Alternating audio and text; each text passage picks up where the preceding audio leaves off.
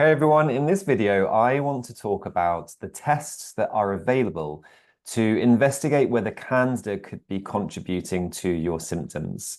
Now, before we dive into the tests that are available, it's worth just highlighting the symptoms that are associated with Candida, because that will really be the first clue that we might want to consider exploring the testing.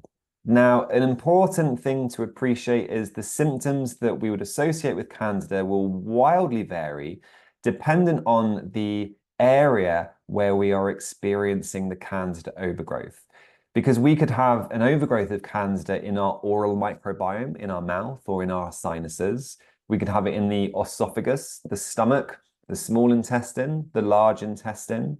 It could be around our genitals. It can be under a toenail when we think of something like a fungal toenail. So it's really important to appreciate that we have to almost compartmentalize this a little bit. So symptoms of an overgrowth of Candida in the mouth might include things like a white coating to the tongue. And sometimes if it's bad enough, we can develop quite a thick coating, which can then actually start to influence and compromise our taste. We might notice that we don't taste our food as well as we once did, and we might notice that our ability to taste fluctuates, and it will fluctuate based on the severity of that overgrowth, which will fluctuate, based on our diet, and other lifestyle factors, including, for example, maybe stress and whether we've been mouth breathing compared to nasal breathing for a period of time. If we have a Candida overgrowth in the esophagus, the throat pipe, we might experience difficulty swallowing. We might experience some inflammation within the esophagus. We might experience some nausea. We might notice that we're losing weight unintentionally. Similar symptoms could be experienced in the stomach. An overgrowth of Candida in the small and large intestine, we're going to experience symptoms that we might associate with SIBO, small intestine bacterial overgrowth, and really with IBS, irritable bowel syndrome, bloating, changes to our bowel movements, flatulence. We might also experience some systemic symptoms, such as just fatigue. We can experience thrush if we have an overgrowth of Candida in the genitals. And as I mentioned, a fungal toenail would be indicative of a fungal overgrowth in that area of the body as well. Dandruff can be associated with a Candida overgrowth. So there's lots of signs and symptoms that we might want to be considering. If we've had courses of antibiotics, if we've had a diet that's been particularly sugary and included lots of refined processed foods, these can all contribute to it, as can the use of proton pump inhibitors like omeprazole. So some of the risk factors for SIBO are also risk factors for SIFO, small intestine fungal overgrowth. And I've done a 4-part video series on our YouTube channel on SIFO, and I'll put links to those videos in the notes below this video.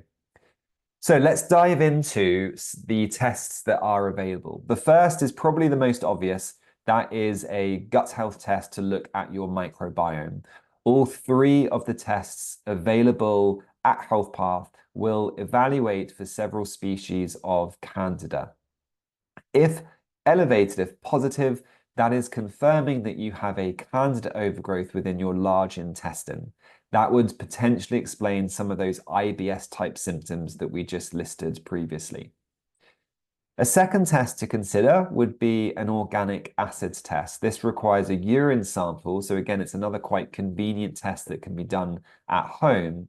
There is a marker on the organic acid test that, if elevated, again would indicate an overgrowth of Candida, and in particular Candida albicans.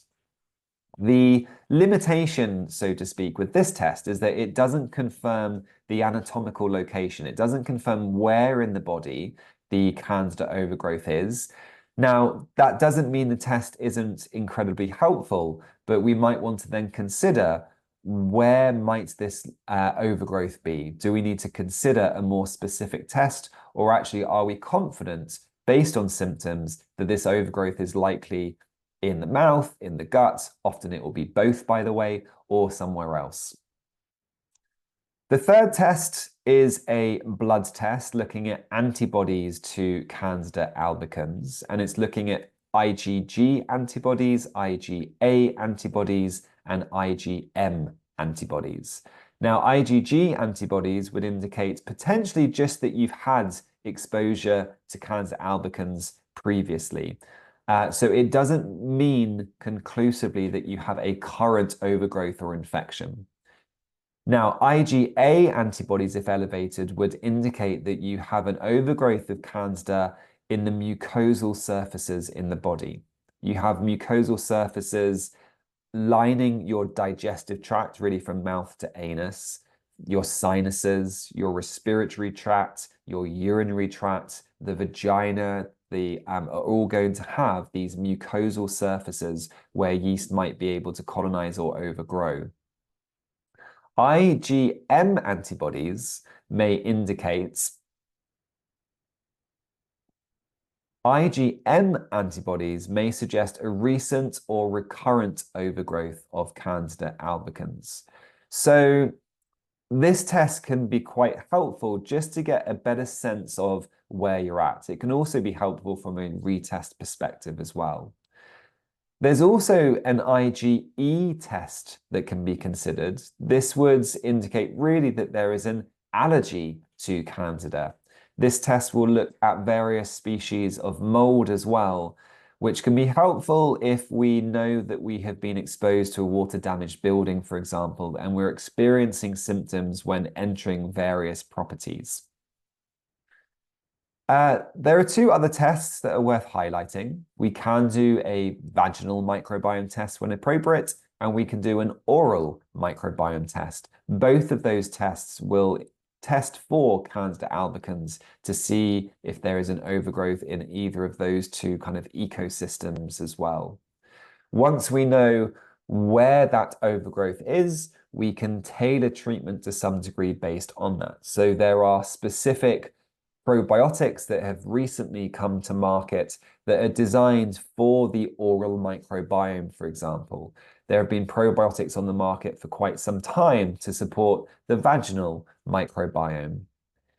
So it can be helpful to understand where it is. There are also toothpaste, mouthwashes that can be considered if we're really trying to improve the microbiome of the mouth, that oral microbiome as well, that is being associated with an increasing number of different conditions, not just local to the mouth, but also systemic, things like dementia, rheumatoid arthritis, and diabetes, to name a few. All of these tests are available by working with a practitioner on the Healthpath database. I will put a link into the notes below this video where you'll be able to shop for a practitioner. You'll be able to schedule a discovery call and ask them about these tests and their experience supporting clients with Candida. So check out that link. They are all very experienced, certified practitioners in various fields, from nutritional therapy to functional medicine. And I'm hoping that that resource will be really helpful for all of you. If you have any questions based on this video, just leave a comment. I'll get back to you as soon as I can. But I'm hoping this is helpful and gives you an idea of what tests are available if you really wanted to investigate whether Candida albicans is contributing to your symptoms or not. As always, any questions, let me know, but I'll be back soon with another video in the area of X, Y, and Z.